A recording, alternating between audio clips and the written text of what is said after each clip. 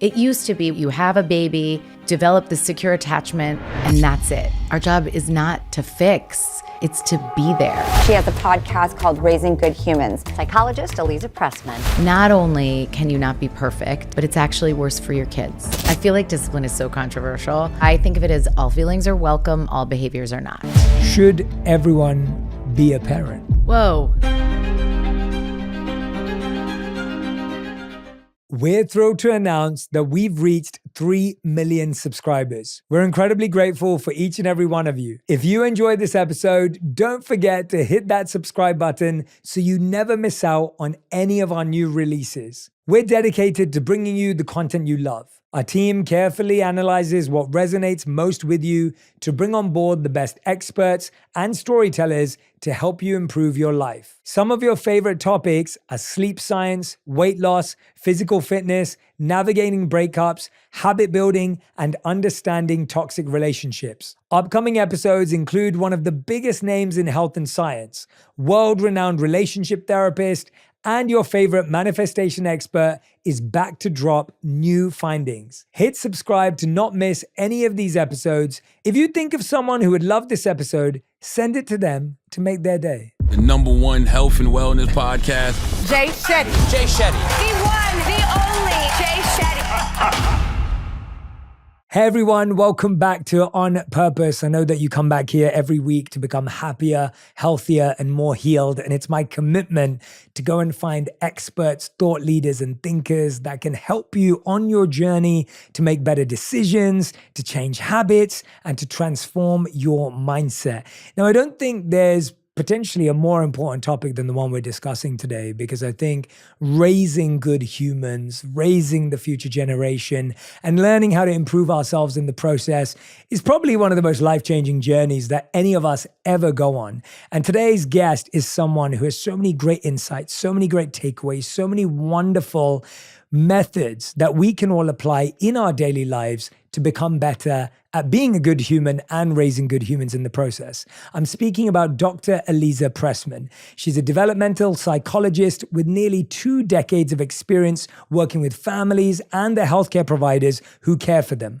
Elisa is also the host of the podcast Raising Good Humans. If you're not listening already, go ahead and subscribe. And today we're talking about her new book that's out called The 5 Principles of Parenting, Your Essential Guide to Raising Good Humans. Please welcome to On Purpose, Elisa Pressman. Elisa, it's great to have you here. I'm so thrilled to be here. Oh, thank you for being here. Honestly, I'm really excited to dive in, as I've been talking about. And I wanted to get straight into this because I have so many questions I want to ask you. And I want to start off with what I believe is the most important one. And I feel in our society is often missed, forgotten, avoided, not even a thought. And the question is, should everyone be a parent? Whoa. I don't think we can presume to say what anybody should or shouldn't be other than whatever your definition of good human is. And so if that entails bringing kids into this world, if that's your calling, I think you must do it in whatever way that works out. But not everybody wants that, and it's an assumption that we probably shouldn't be making. Absolutely. For those who want children or have always thought they've wanted children, what would you encourage people to think about before diving in? Because I often feel that, like so many things in society, whether it's the degree we end up studying or the job we get out of college or getting married or having children, it almost feels like we're on a conveyor belt. And we don't really stop to pause and reflect, which I know is one of your key principles.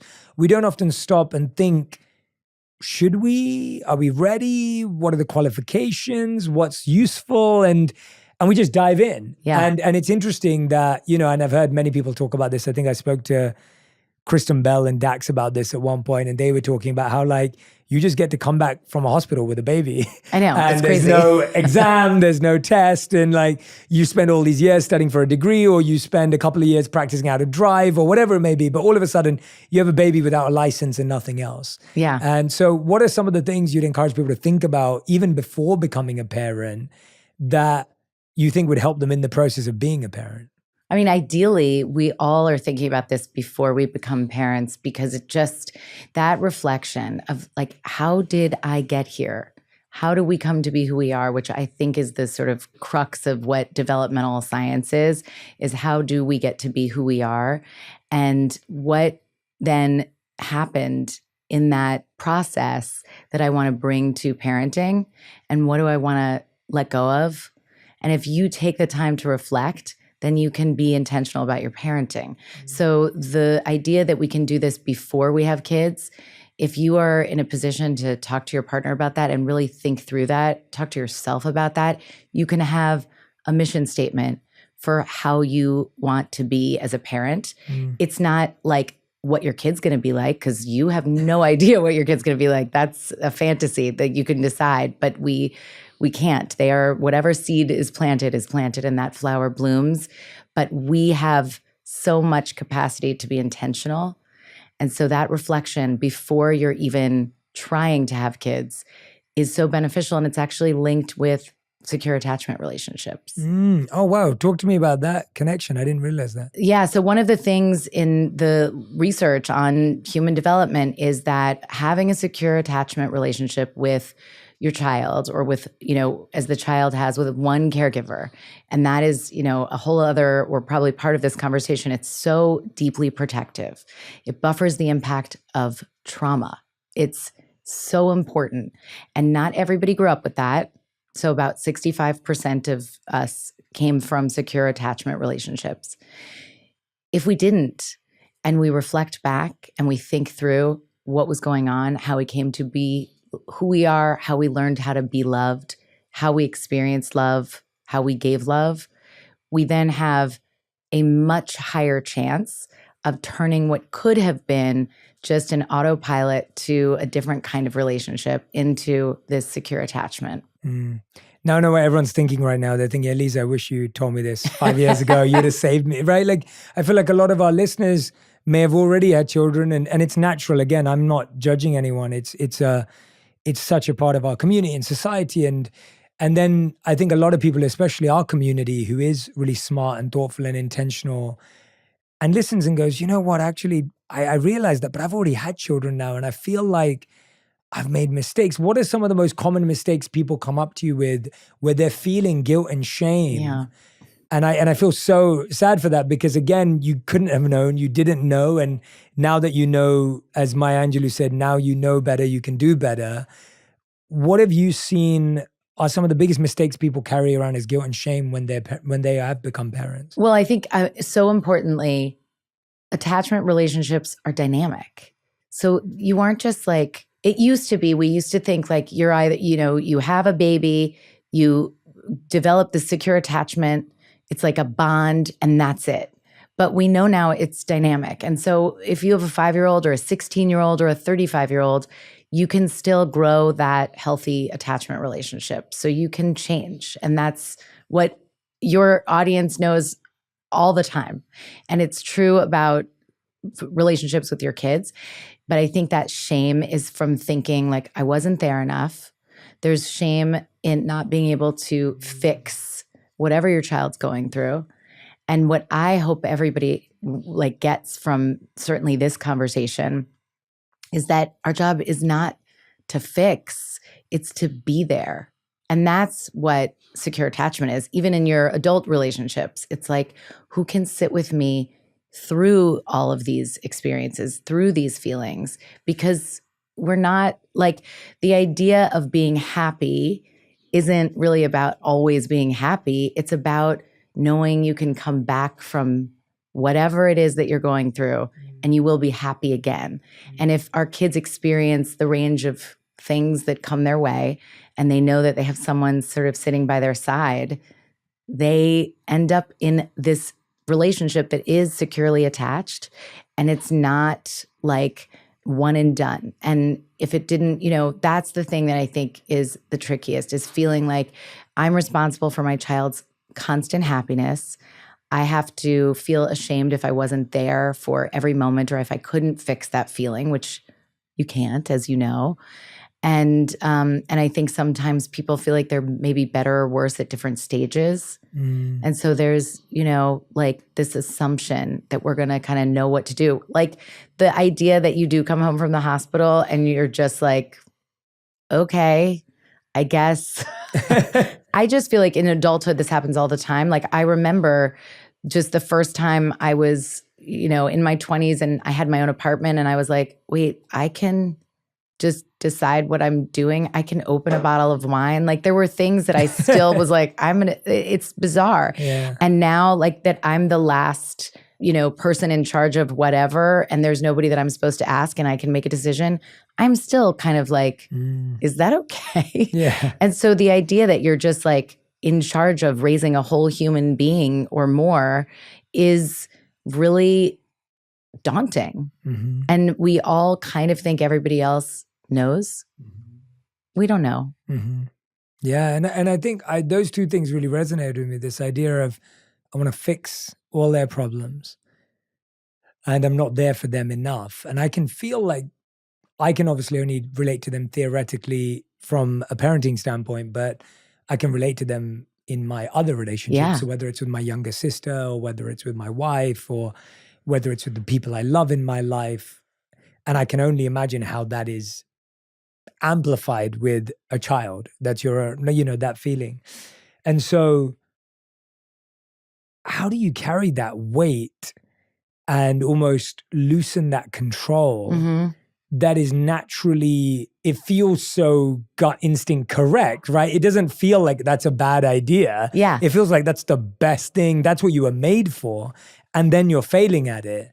And so how do you do what you just said? How do you carry that weight at the same time as recognize that you need to put it down? I mean, I think that that's where the idea of repair and what we know about repair comes in, is that in the same way that we build muscles, like you need tiny little ruptures in the muscles to grow stronger muscles.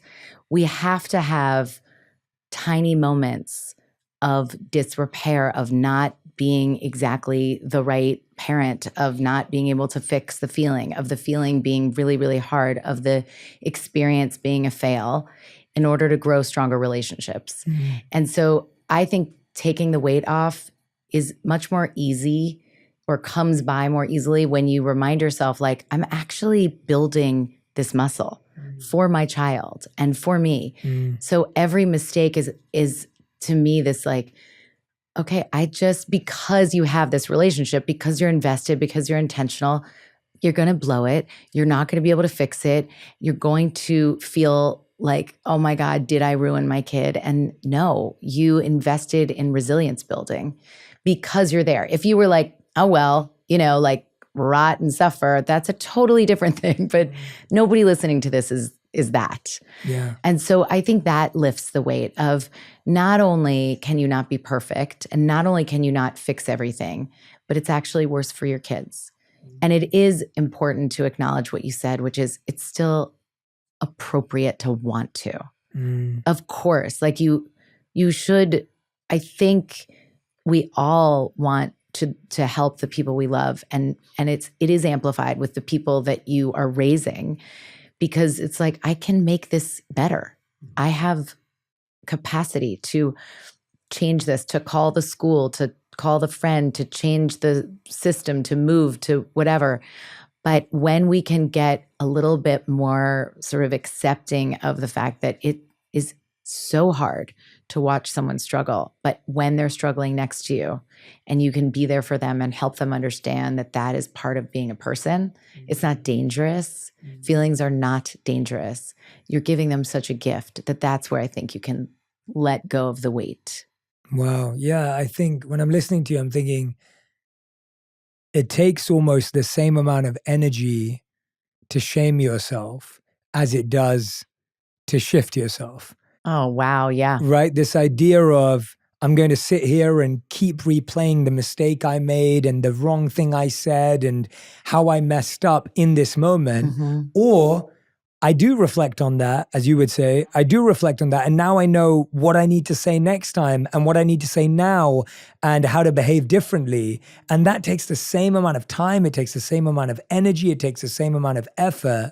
But our negativity bias naturally takes us into that. It's like a spiral. Spiral, yeah. And just self-judgment, self-criticism that we then pass down onto our children as they see us do that. And then when you shift it, you're actually building the very strength of the relationship that you're lamenting because of the mistake. Yes. Yeah. When you were saying that, I was thinking about, I almost feel like when I speak to a lot of parents as well, and I speak to my community and audience, there's a feeling of, I went through something. I never want my kids to go through that, right? Or I didn't get this opportunity. I really want them to get this opportunity. So our life becomes this mirror projection of what I've called before the gifts and gaps in our life. So if our parents gave us gifts, we want them to have those same gifts. And if our parents left gaps, we want to fill those gaps for the kids. And so in that mindset, how does that mindset create challenges and issues? And how do we actually tweak and refine that? I mean, I think we overcorrect. And so if we're reflective and we can say, okay, this is the thing I really didn't have and I really want my kids to have, but let me be aware that that doesn't mean that I should forget about, for example, boundaries. You know, if I didn't receive a lot of affection and love and connection, am I going to be so worried that I'm not giving enough of that to my child that I'm scared of the limits and boundaries that are necessary for their safety? I think that happens all the time. And so it's all middle path, like if we notice that something really, really matters to us, can we let it matter without overcorrecting and forgetting about these other things? Yeah, and that's so hard. I know. It's such a challenge. Like I feel like that controller inside of us.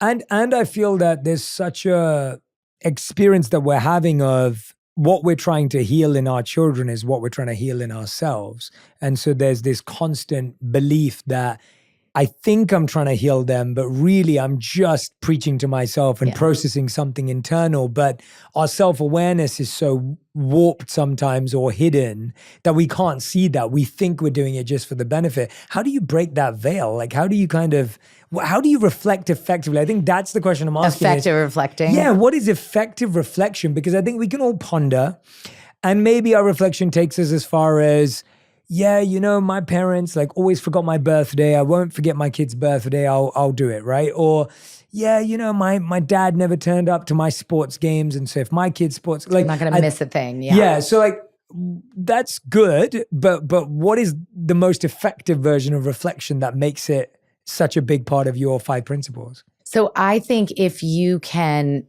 write down, set a timer and for 5 minutes and write down the story of who you are as a parent that your child's going to explain to their grandchildren. Oh, wow. Just 5 minutes. Who are they describing? And then circle the words that really keep coming up and make that your mission. This is my mission statement as a parent. And I now know sort of my North Star. And within that framework, I'm going to reflect and decide if it's still working or am I overcorrecting? So for example, if one of the things that keeps coming up is, I want to be present, I want to be present, I want to be present. And the way you're translating it is, you're not missing a game, to the point where your child doesn't know how to enjoy themselves without the audience, to the point where it feels like they are so the center of your universe that they are worried that you are not a person without them.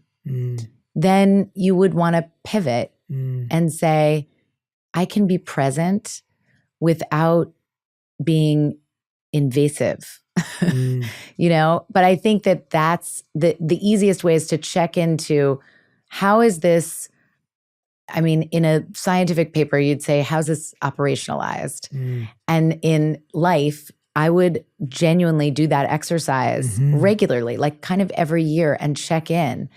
And the other thing that I think is very interesting about it is if you figure out kind of what your mission statement is, like in this, as this parent or in this household, if you're doing it with your co-parent, or again, you can keep it to yourself.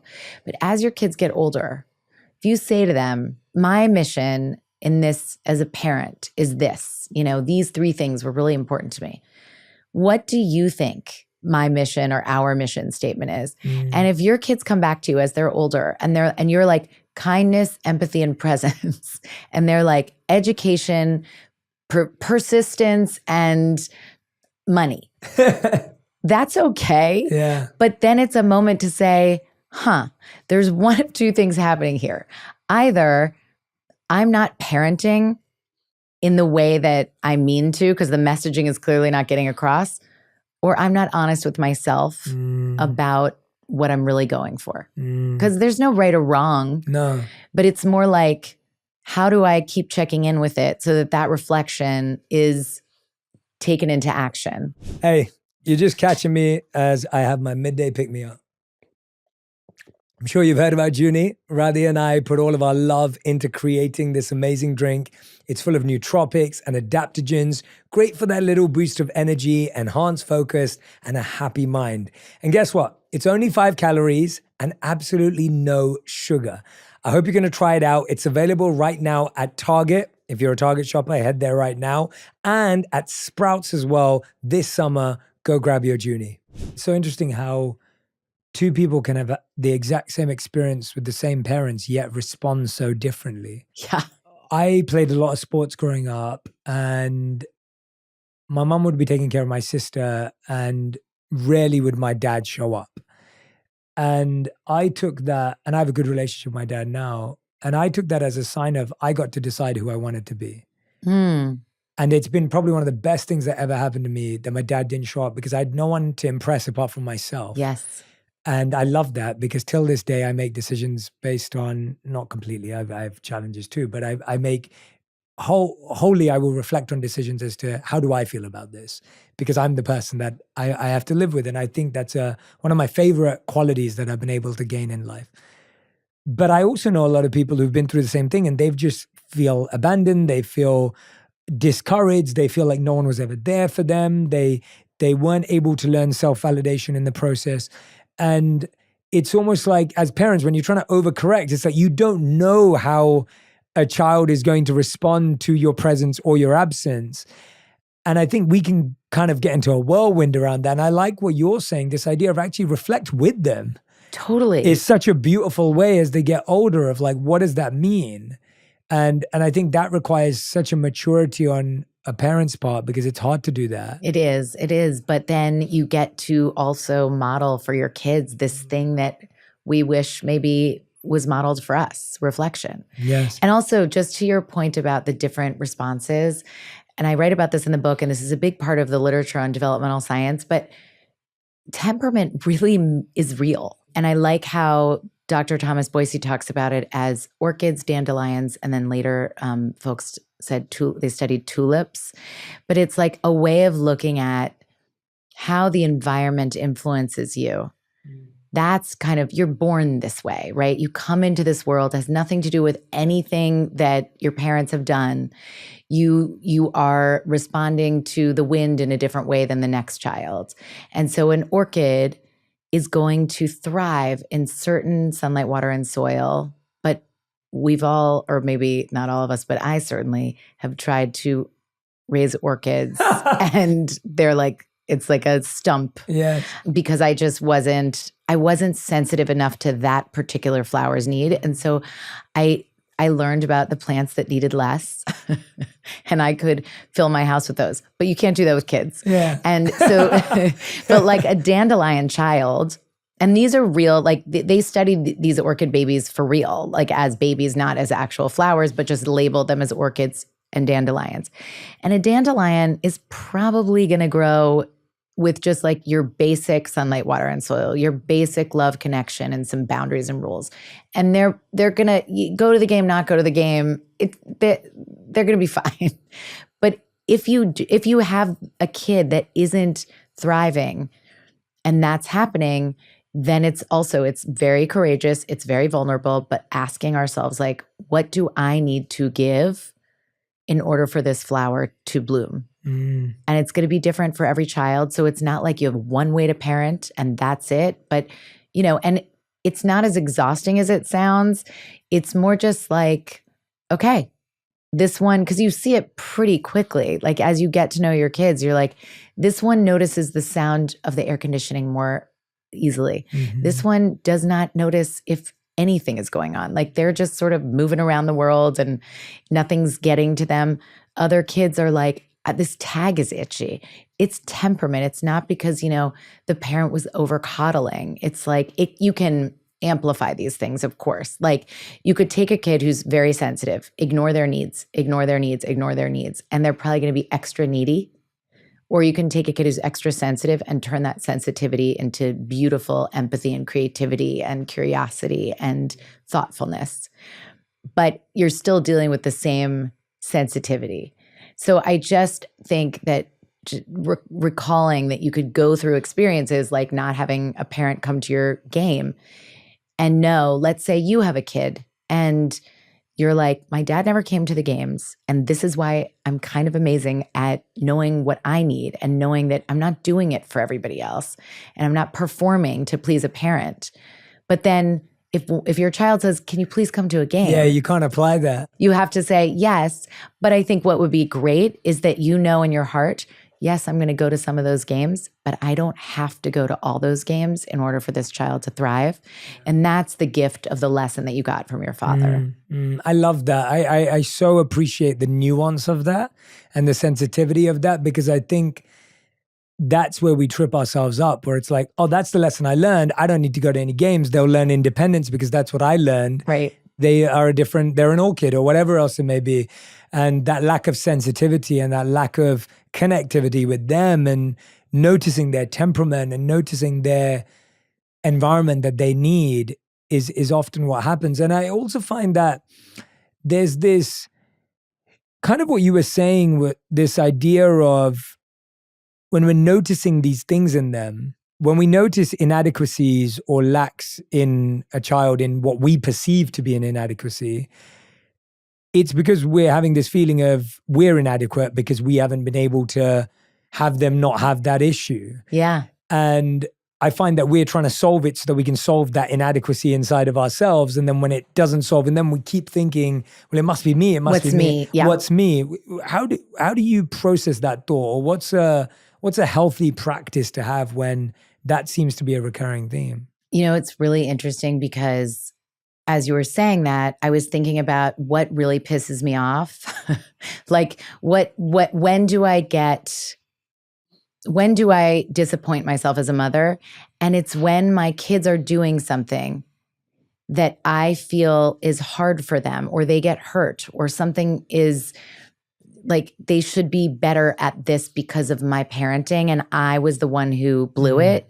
And so my anger is not at all at them, but it comes out. It can come out at them, which is the only thing that sort of motivates me to deal with it, because we just feel like such failures.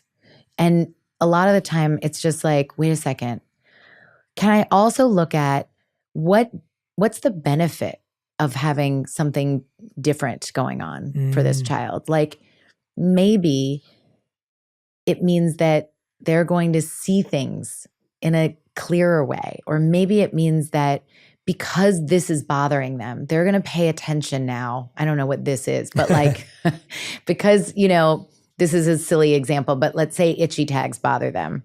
And there are sensory issues and all sorts of things, but we're not getting into that. But because itchy tags bother them and they really like soft clothing, and you're like, I've raised this kid who can't function in the world, and now I'm mad at myself because I'm like, just deal with it. But if you could say, I wonder if this is what strength will this bring for them, instead of looking at it as a weakness? Is it possibly just different than you? Because one of the things about temperament is also like, what kind of flower are you? Because there's something that researchers have long looked at, which is, it's called goodness of fit. And when a parent and a child has a good fit, their temperament matches well, they tend to do better. And so they're not going to change, but we have more capacity to sort of pay attention to that. And so another thing that we can think about is like, what is my temperament? How do I respond to the environment? And why is that bothering me? And also, if you feel like, because I would say an example that happens a lot is if you have a kid who's more sensitive and you're just like kind of a dandelion, it's annoying. You know, you have to take a lot more care and a lot more time. But you could have one parent who's like, I'm so sensitive, they're so sensitive, I'm going to be so attuned that maybe it's too much. Maybe they won't learn, you know. So it's, again, back to paying attention, then coming to the middle of it and saying, okay, one of us, let's say you have two parents, and you can say one of us is able to notice those sensitive moments. We're able to sort of be attuned. So I'm going to pay less attention to that skill that I have so naturally, and I'm going to focus on not panicking when my kid is uncomfortable. But maybe the more dandelion-like parent is going to say, I think I've got the not worrying so much about them and thinking they can handle it. So I'm going to focus on being more attuned to what's going on for them. And so we just like, it's this, you know, constant sort of, it's not hard though. I think it's interesting. I think if you look at it as curious and interesting, it's not like, oh my God, how much is there to think about? Yeah. But it's just like in their small moments, you know, we're just kind of paying attention. And when you have that capacity to give attention to things, it's not that hard. What's hard is that we just want it to be right all the time and not hard. But like when you let go of it and you're just like, all right, my tendency is this. I'm gonna go on the other side of it and challenge myself more often than not, 55% of the time.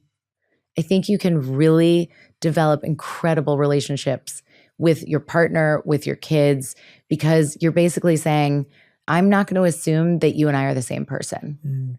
I'm not telling the same story. I'm going to let you unfold as you are. And I'm going to give you a little bit of my, you know, like what I can offer.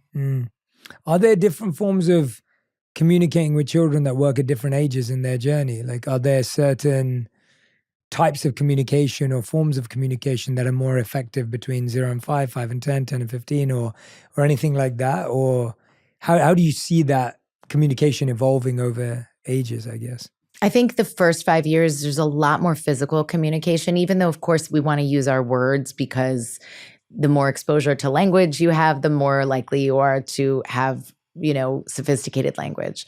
But physical touch is so effective. And a lot of times we try to talk young children like out of feelings. And those are the times that I really want to encourage people to let their nervous system do the talking. So you just kind of put your hand on your heart, take a breath, remind yourself that whatever is going on for them, they're safe. They're just upset. And so you're lending them your nervous system, but you're not telling them. You're not like, you're safe, you're gonna be okay. You're just upset that you didn't get a blue cup and you really wanted it. You're more like reminding yourself of that quietly. You don't need to use words. And then over time, you can use more words. But in general, we use too many words. I say using so many words. Wow, that's interesting. And the reason for that is? Because our kids only have so much capacity to listen. And a lot of the things that they're learning from us are watching and borrowing our nervous system. So rather than saying, you know, whether or not something is worthy of freaking out about or telling them how to feel, they could just see that it's not scaring you. So instead of saying, don't be scared, they can be scared, but they're watching you not be scared. And like a flight attendant, I mean, this shows you my issues, but like I am not a great flyer, though I fly a lot. And I always choose the seat close enough to the flight attendant because I just want to see how they're doing. And then if there's turbulence, I feel like they have enough experience in this world, in this gig of flying, that if it were worrisome, I would pick up on it. And it's the same thing if our kids That's are looking so at us, interesting. come on. Like, so we don't have to say so many words, but we do have to pay attention to what's going on inside of us. That's such a good example. That is so interesting. I'm like, I fly a lot. I'm not afraid of flying, but if there's bad turbulence, that's the first thing I do. The first thing you do, right? Is I try and look at how they're doing. And it doesn't matter whether they turn on the thing and say, hey, there's turbulence, put your belts on. I'm watching You're looking them. at their face. Yeah, you're looking at their face. And their No, body that's language. so real. Yeah, wow, that's such a great example. And you never think about that because you think it's the words that do the communication. And you're so right that often you don't believe the words or you don't feel the words. Exactly. And I want our kids to believe us. And so if we are going to use words, we have to believe them too. Like if you said, no, I'm not upset, but you're upset, it's a mixed message. And so over time, your kids they're not going to believe that they can read people properly because it's like, what's really going on? So I think part of it is fewer words. And then when you use words, tell the truth. I mean, within developmental reason. Yes. I asked a couple of people around what questions they'd be interested in asking. And I think the two big things that came up, which I'm sure you hear a lot of, were discipline and encouragement, like the two opposite things. So it's like, there seems like two common parents' activities are disciplining and trying to encourage or nurture. And so I want to talk about each of those. Let's start with disciplining. Okay. What is the right approach to discipline in a way, as you talk about, creates resilience? Yeah. As opposed to, I guess, if we had a mission statement for disciplining traditionally, it would be to get things right, to do things well, to know what is good and bad. I feel those would be traditional metrics of discipline. Yeah. What would you say are the new metrics, and what does healthy disciplining look like to lead to resilience? Okay. I feel like discipline is so controversial, but I think of it as all feelings are welcome, all behaviors are not. So if I had to sum it up, and I think we do think of discipline as punishment versus teaching, and it's teaching. And if we're teaching how to move through the world, and if we're teaching kind of what's expected, what are boundaries, and they're real, like they are for your emotional and physical safety, and you're not just doing them to control, but you actually are like, no, this is a big deal because it actually influences your growth and development. It's not just for my entertainment.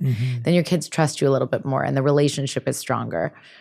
But I think the key with discipline is not being afraid of how our kids react to it and having the strength of purpose and belief that if they do have a negative reaction to it, we can love them all the way through it, but we're not going to change our minds about it. Because that's where it gets messy, is that, and I think this is partly my whole field and industry.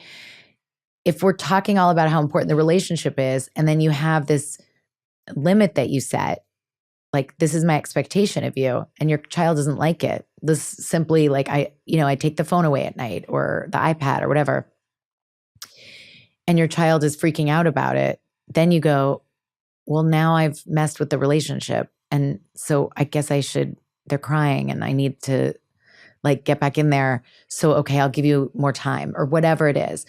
And that's where we get confused. I think if parents really understood that feelings aren't dangerous, that kids aren't going to say thank you for the boundaries and limits that we set, and that we set them with the intention of physical and emotional safety about not just them, but other people. Like, we're not just raising kids in a vacuum. They have to move through the world and think about community and other humans. And so what's comfortable for them might not be thoughtful to other people. And so it's that balance between be there for yourself, but also not to the extent that you can't, that you're entitled and don't respect that there are other people in the world. Yeah, I remember, and I think my mom got that right from what I can, or at least followed that advice, because I remember in my time it was a bit easier because we were just playing video games. Like, that was the closest thing we had to a mobile phone, right? And I remember I'd get home from school and I was allowed to watch TV for 30 minutes and play video games for 30 minutes. And after that, I had to do homework. Then we'd have dinner and then whatever that, And I remember that hour was like something I looked forward to every single day because I'd get to watch whether it was The Simpsons or when I got older, like Fresh Prince of Bel-Air or whatever it was. And then, and those rules kind of changed over time where it's like, okay, now you get a bit more PlayStation time or whatever else it may have been as I got older. But I now look back and really value the fact that I had these limits and rules and discipline because it's created a healthy level of discipline that I value today in me. And yeah, of course, when I was a kid, I didn't enjoy it. Like I didn't want to do my homework and turn off the TV. Like who does want to do that? But I feel like it's interesting how, yeah, I don't think my parents negotiated with me or bargained with me with that stuff. It was just like, no, that's just how it is. And as uncomfortable it probably was for them that I hated them at that time, they were at the time, they were willing to live with that, and I guess because it was for your benefit. Correct, and I guess that's the hard part, right? It's like you want your kid to love you and like you, and it's not fun not being liked by someone, especially when you're trying to help them. Yes, and you're trying to do good for them. No, it's true because it's like there's three kind of parenting styles outside of neglectful, which is not, that's a whole other thing. But there's like the permissive, which is best friend parenting. And it is so sensitive and they do like you and you can play as many video games as you want and all that's great, except for you have nobody's steering the ship. And so it actually can lead to anxiety and depression and a sense that you are too responsible for things. And the other side of it is authoritarian, where it's fear-based and it's just rules. And it's just because I said so, but without the I know you really love doing this and I wouldn't stop you from doing it if I didn't know that it was better for your brain or whatever. So that's the middle path of authoritative, where you're sensitive, but you stick with your limits and boundaries because you know that that's going to benefit your kids.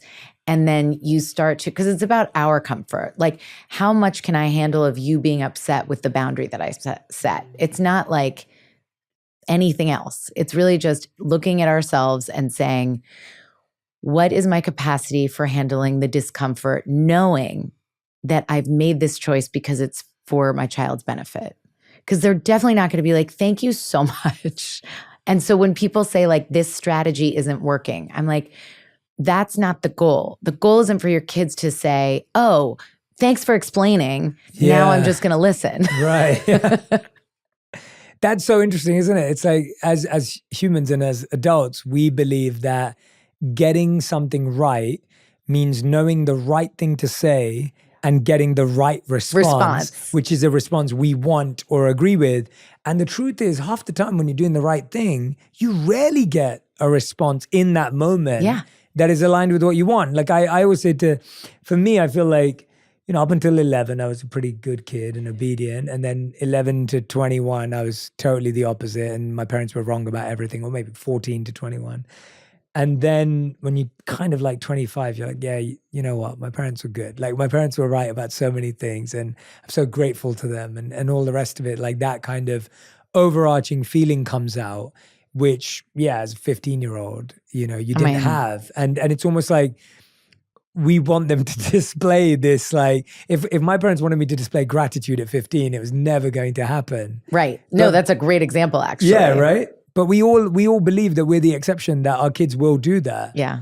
And yet we were also the ungrateful kid, right? It's almost, I find it, because I'm not a parent, I find it better to reflect on what I was like as a kid. Yeah. I know my parents had good intentions. I know they tried their best. I still chose to do things they would never agree with. And I still chose to behave in ways. And it wasn't because they did anything wrong. It was just because I was a kid. You were being a developing human. Your description of yourself mapping with brain development, and it tracks, right? 11 to 14, maybe you were just beginning to experiment with pushing them away and pushback and rebellion. And then, that's puberty happens, hormones change. Then there's, 14 to till you were in your 20s.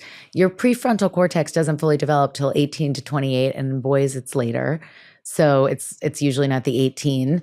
And so you are more, they say all gas, no brakes. And so all of the things you're talking about are mapping with where your brain was at the time. And as an adolescent, you're about to leave the nest. And so you're supposed to start to learn how to reject. And so it's this like push-pull.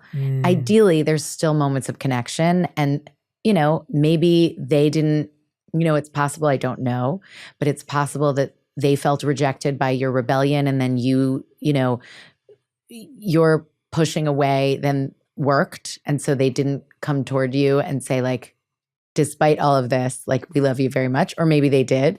But those are times of tension, and you're supposed to, by the time you're ready to go out into the world, you have to feel like you know, you should and can. And if it was just like cozy and delicious at all times at home, and there was none of that tension, you wouldn't be motivated to grow up and go on. So it all makes sense. That is so, I've never heard it put that way, and I've never thought of it that way. That is such a fascinating point, that in order to leave the pack, you have to have a sense of rejection, autonomy, and independence just in the idea of development. Yeah. Like there has to be that feeling of, I can do it on my own and I will figure it out. And yeah, no, my parents, I think, honestly, were able individually with me to be like I always feel that my mom was able to be that person who I always feel, even till this day, is always there for me, but never smothering or controlling in that way. And so it's been like, I know that if no matter what was to happen, I could always, like my mom would catch me. Yeah, as in I know that, but that's what's given me the confidence to not have to rely on it. Yeah. Because it's there, and I know that deeply. It's just there. Yeah, it's just there. And with my dad, he was a lot more aloof, but like I said, that worked good for me because it helped me chart my own path and you know, build that, which is interesting. I wanted to dive in a couple of things that stood out to me from the book that I've dog-eared here, because I've got so many little parts that I loved that I wanted to talk about. One of the things I was thinking about was you talk about here the idea of having a parent who's helping us through hard times. And I was thinking, I think one of the hardest thing about a young person going through a hard time is they don't have the vocabulary to talk about it. I mean, even adults, but kids especially. And even adults. Yeah, even adults. Like, you know, it's hard even to ask your partner when they're going through a tough time, let alone a child. That, and I think with our children, we try harder often than we try with our partners. But with your child, you're like, tell me what's going on. Like, I want to know. I'm here to help you. And they're like, I don't know. Like, go away. Like, I don't know what I'm going through, right? Walk us through that path and that process, because again, we feel so rejected and so distant, and it almost feels like we're failing. But the real issue here is we can't get them to open up, and therefore we can't help. Yeah. I mean, it's so hard because if you push, and for some kids are like disclosers. Like there are people, I was like, let me tell you everything, Mom, to the point where she was probably like, I really don't need to know this much. But then there are the more closed up kids. And also it just depends on your vocabulary that you've grown up with, which is, I think that going back to like, even when you have limits and rules, you want your kids to know, as you're describing your mom, that they have you. So if you do mess up, you can still go to them instead of being terrified. And so that's this weird thing where it's like, here are my expectations. Also, I want to name the fact that you're going to blow it sometimes. And I want to be the person you come to. Yeah. And that's something to say, not when they're struggling. And I think part of the reason why it's hard to get kids to open up is because we try to get in there when they're in the center of the struggle. Yes. Instead of like building the vocabulary and connection outside of it. So you have the conversations and you give the language when nobody's in the heat of the moment. So that when the heat of the moment comes, they already know that they can come to you. And you can just say to them, I can tell something's going on. I'm here whenever or if ever. And then just leave space. A lot of times doing something with a kid who's not opening up, like going for a drive even, so that you're not looking at each other. And, you know, I can't think of any sport right now because I'm not super sporty, but, you know, like playing, I'm like, what is it called when one does a game with someone? Pickleball. No, thank you. Tennis, yeah. So you go play pickleball. Yeah. You're playing pickleball, it's going to come up. But you want to just like put little tiny moments where you say, I'm askable, I'm tellable, and I'm not going to say anything. And one of the things that helps is that when your kids do tell you something, you say, thank you for telling me before you have any other reaction. And that may be your only reaction. And then you give them a little space. And then you say, is there anything I can do? And it's not, you can fix it. It's, is there anything I can do to be supportive of you right now?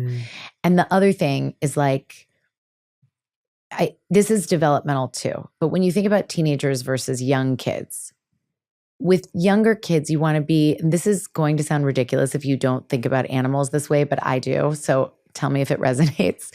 But you kind of want to be a dog. You're wagging your tail when you're excited to see them. You're always there and you're like really enthusiastic. And they need that. But then as they get older, imagine your 11 to 25-year-old self, you need to be a cat. So you're like you're there, you're always around. You're touching their feet. Like you're not overly on top of them. But if they're interested, they can come to you. But you're not going anywhere. So it's like, it's this safe thing where you're there for them, but it's not so intense. And then they have the opportunity to open up a little bit.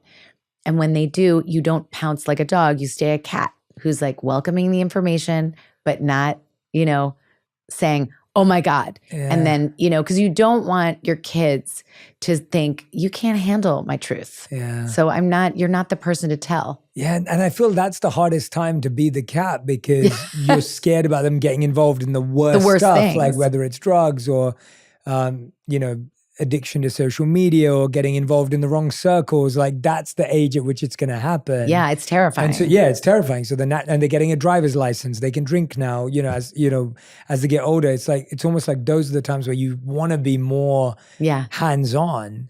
And you are fit. That's why I say you're physically present. Like, I think toddlers and teenagers need you more present than anybody. But we think teenagers are like off on their own and whatever, but you're home. Like if they're going to a party, you're home to greet them and look into their eyes. So you don't need to ask if they've been drinking because you will know when you hug them and look in their eyes and you can have a conversation in a different kind of way than if you're sort of like, I'm out, you're older, you take an Uber, don't drive drunk. I'll see you tomorrow. So I think your presence is important, but the sense that you're like kind of all over them verbally you have to pull back a little bit. And it's terrifying. But if you've cultivated the relationship and you've set the expectations from, about substances and social media and whatever, it's easier. But when something's really bothering them, what they need is to know that they don't have to explain it and they can just come to you and be sad. What's a good way to have that social media substance conversation? Because that sounds like the worst nightmare for any parent. I know, it's like, how do you have that conversation? And again, it's like, you can't define whether you're going to get the right answer back or whatever. So what kind of communication around those two specific things have been effective for parents or that you've seen?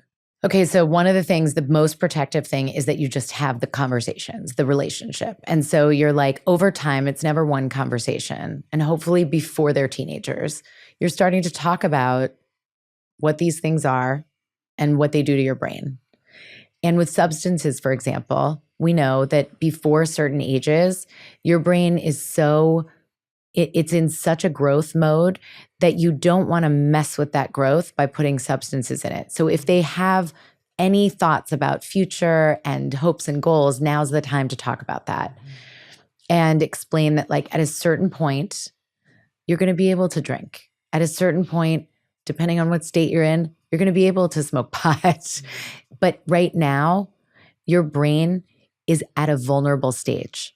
And so it's a bigger decision now. And in this household, it's not on the table. And also, if you make a mistake, I'm the person you come to because your safety matters more to me than anything in the world.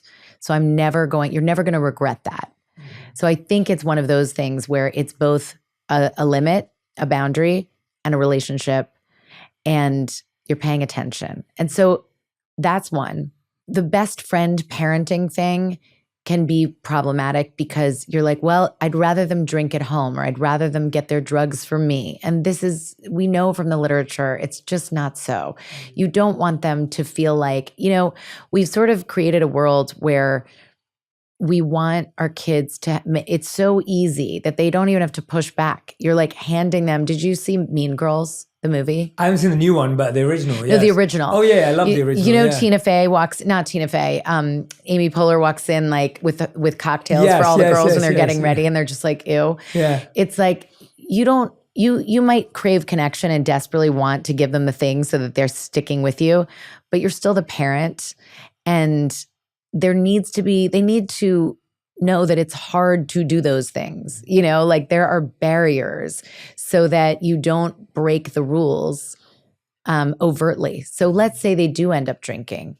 There's a difference between if your kid eventually ends up drinking because you've really made it clear they can't. So maybe they've pushed it off. So now instead of at 14, they're 17. And there's a difference between drinking, where they're just taking some sips of a White Claw, and binge drinking. And you talk about that with them. Like, if I can smell it on you or see it, that's a problem. But there's a message in there, which is like, if you're going to make a mistake, make the mistake moderately.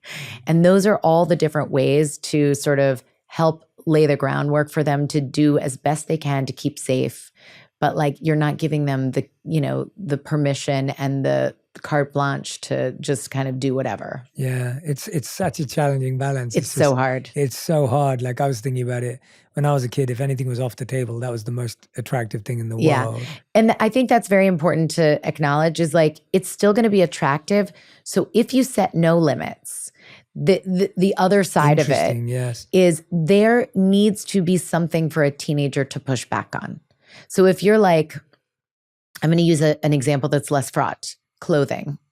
If you're like, you can wear whatever you want, I don't care, and you see that your child is going out to a party in like something very revealing and you don't say anything, then they're like, I'm not even getting pushback. This must not be revealing enough. I'm going to now wear something ridiculously, like so revealing that it's offensive even to me, but I'm going to do it because let's see what happens.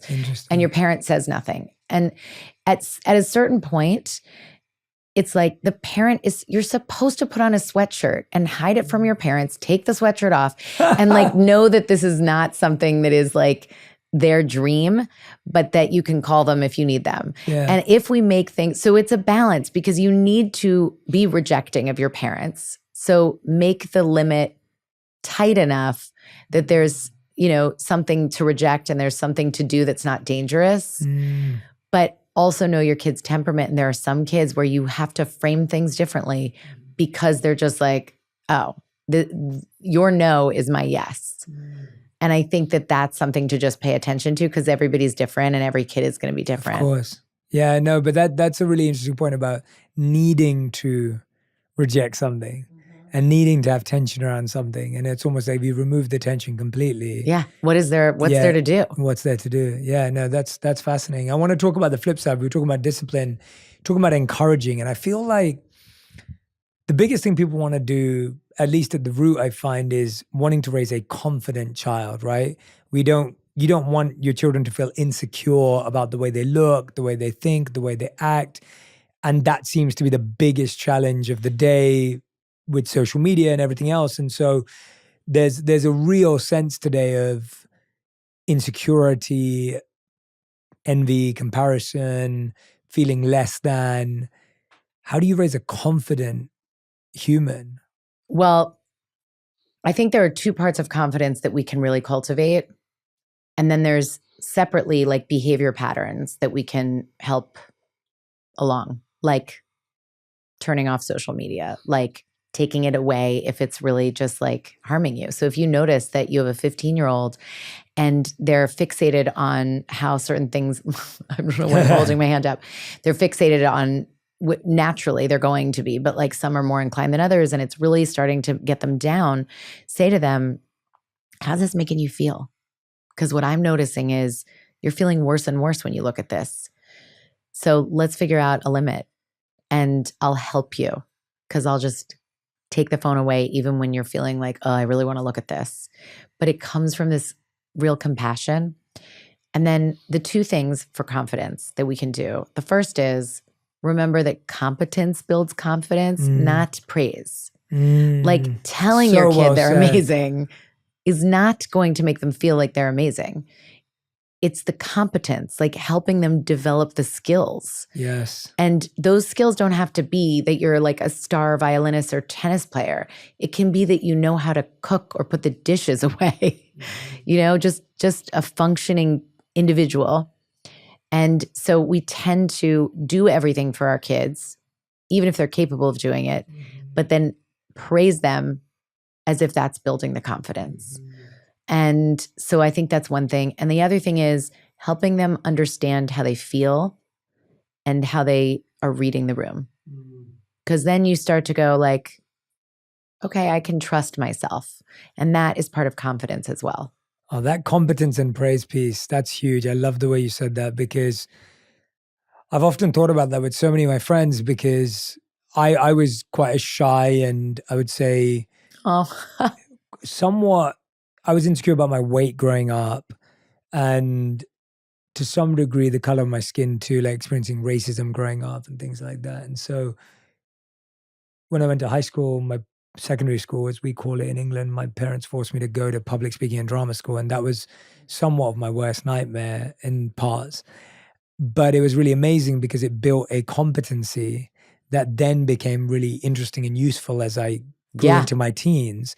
And all of a sudden, I felt like I had a skill that I could use and implement. And it was really helpful in so many ways. And of course, has gone on to change my life. But I look at that and I often tell some of my friends who are parents and I'll be like, I promise you, just work on a skill because that changed my life. Yeah.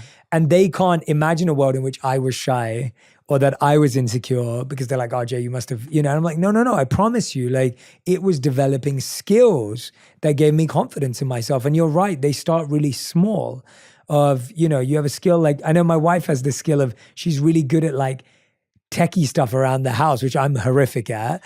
And she like can fix the TV and fix this and that. And like she can do that because her and her dad used to do that. And she has a competence around it. And that as a kid was something she knew she was good at. And I think it's so interesting how we often think that even bonding time with our children has to be social. And of course that's awesome. And I wonder, actually I want to ask you about that. Like how, because it's interesting what you said. And obviously my parents outsourced the skill development because my dad would hate teaching me math because that was not a good, my dad's really good at math and I'm not so good.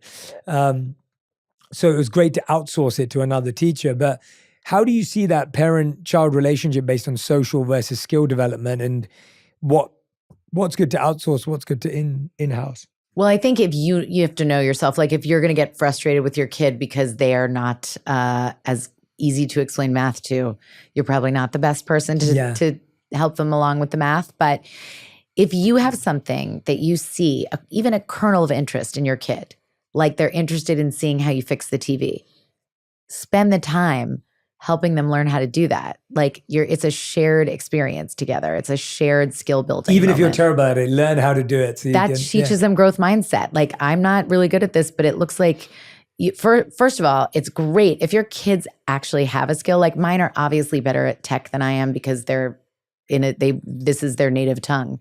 So my 17-year-old is for sure the chief technology officer of the family. And like anything tech that happens, I'm like, please fix this. But it's interesting for her. And if that's interesting for her, what I could do, I don't, but what I could do is say, teach me how to get better at this. Tell me what you know. And one other way to get really confident is to teach. Like teach what you know. That's why it's great when older kids in school teach the younger kids. It's so awesome. So that is the other side of skill building is like allowing them to then, show you what they've learned and really pay attention to it. And, checking in with what they're interested in. The way attention works is you have to care. You have to be interested. So if you're trying to get your kid interested in something and skilled at violin and they just are not interested, it's the thing that you're looking for is for them to know whether it's bead making or tennis or violin, it doesn't matter.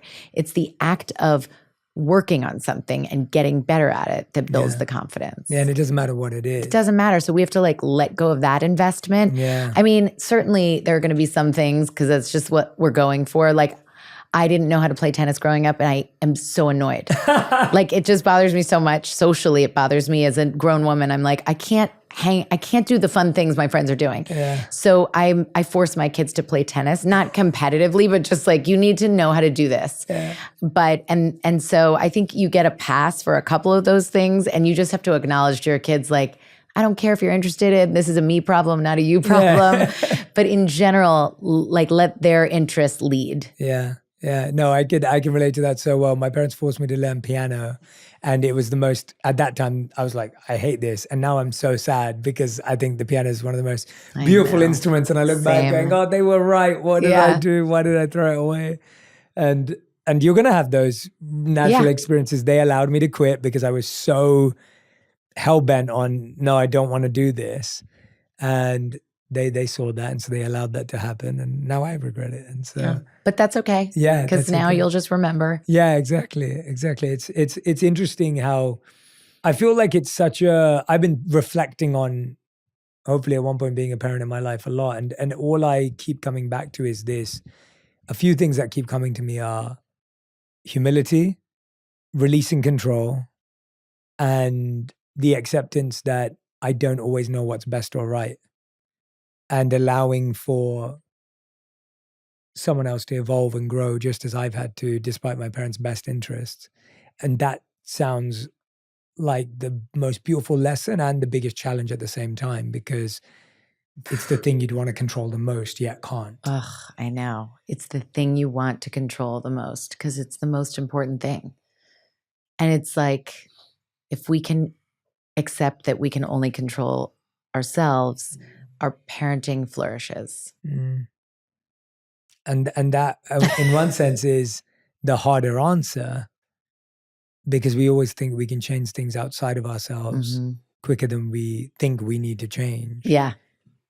That is the craziest thing about my job is that so much of it is, and psychologists in whatever area of psychology they're in, because there's so many different branches, and I'm not a clinical psychologist, but even clinical psychologists who are sitting, a lot of times they're meant to be working with children, but what ends up happening is they're working with the adults. I'm only working with the adults, but I think it's because adults can work on themselves and control themselves. And we have this inclination to want to control our kids. Again, it's all with the most love and hope, but we can't. And so that's not, that's not the best use of our energy. Aliza, it's been such a joy talking to you today. Honestly, I feel like I've learned so much. I've reflected so much. And I want everyone who's listening and watching to know we have simply skimmed the surface of some of the insane and incredible topics and methods that are inside this book. If you've been listening and watching so far, make sure you go and order The 5 Principles of Parenting by Dr. Aliza Pressman, host of the Raising Good Humans podcast as well. Aliza, we end every On Purpose episode with a final 5, and these have to be answered in 1 word to 1 sentence maximum. Whew. So these are your final 5. The first question is, what is the best parenting advice you've ever heard, received, or given? All feelings are welcome, all behaviors are not. Second question, what is the worst parenting advice you've ever received or heard? You just want your kids to be happy. Question number 3, what's something you used to believe to be true around parenting, but recently you've changed your mind about? That I would be better. Wow, that's beautiful. That's beautiful. Question number 4, if you could encourage every parent to build 1 skill that would help them become a better parent for good humans, what would that one skill be? One of the 5 that makes you the most uncomfortable of relationship, reflection, Yes. regulation, rules, and repair. Yes, love that. And 5th and final question, if you could create one law that everyone in the world had to follow, what would it be? Hunt for the good. That's beautiful. I love that. Dr. Eliza Pressman, everyone. The 5 Principles of Parenting is the book. Go and grab your copy right now. We'll put the link in the comment section. And please tag me and Eliza on Instagram, on TikTok, on Twitter. Let us know, X. Let us know what is resonating with you, what you're trying, what's working for you. I think as you saw today, Eliza is really giving us a lot of stuff to play with, a lot of stuff to interact with. There's no right or wrong way. There's no good or bad way here. It's about figuring out how sensitive you can be, how close you can get to the human in front of you, how you can learn to balance and play that middle path. And so as you are trying all of this great insight out, please do share it with us. We'd love to see it. I'd love to thank you again, Eliza, for doing this, for being present here with me today. I really enjoyed sharing this energy with you, and I really believe this is going to help a lot of people. So thank you so much. Oh my gosh, thank you so much. This has been incredible. Thank you. If you love this episode, you'll enjoy my interview with Dr. Daniel Amen on how to change your life by changing your brain. If we want a healthy mind, it actually starts with a healthy brain. You know, I've had the blessing or the curse to scan over 1,000 convicted felons and over 100 murderers, and their brains are very damaged.